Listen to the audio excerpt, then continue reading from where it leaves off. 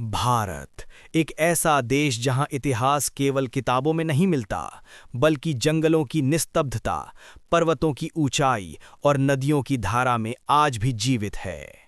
हजारों वर्षों पहले, जब ऋषियों की तपस्या से देवता भी विचलित हो जाते थे और योद्धाओं का संकल्प भाग्य बदल देता था, उसी काल में रचा गया एक अद्भुत महाकाव्य, जिसे लिखा महान कवि भारवी ने।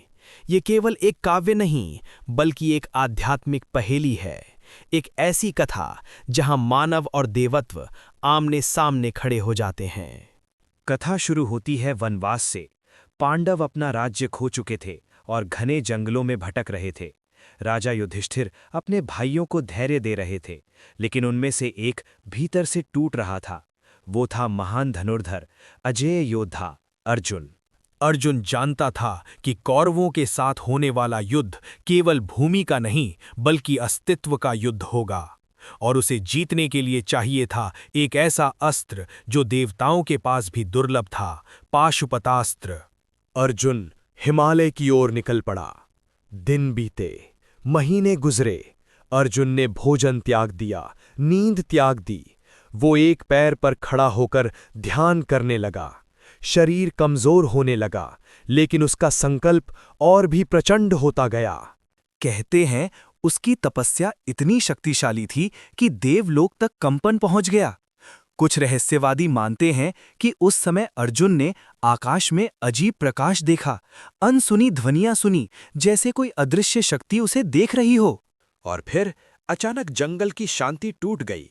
एक भयंकर वराह अर्जुन की ओर दौड़ पड़ा। अर्जुन ने तुरंत धनुष उठाया और बिजली की गति से तीर चलाया, लेकिन उसी क्षण कहीं से एक और तीर निकला और उस वराह को भेद गया। अर्जुन चौंक गया। सामने खड़ा था एक वनवासी शिकारी, जिसकी आंखों में अजीब चमक थी। युद्ध का रोमांच। दोनों में विवाद बढ़ा और युद्ध में बदल गया। अर्जुन ने अपना हर कौशल लगा दिया, लेकिन वो शिकारी अजेय था।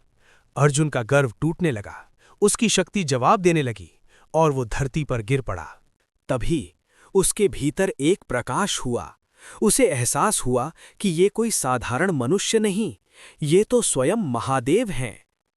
अर्जुन ने तुरंत उनके चरण पकड़ लिए। महादेव प्रसन्न हुए और अपने विराट रूप में प्रकट हुए। उन्होंने अर्जुन को प्रदान किया वो अस्त्र जो इतिहास बदल सकता था, पाशुपतास्त्र। निष्कर्ष: किरातार्जुनीयम हमें सिखाता है कि सबसे बड़ा युद्ध बाहर नहीं, हमारे अंदर होता है, और जब मनुष्य अपने अहंकार को जीत लेता है, तभी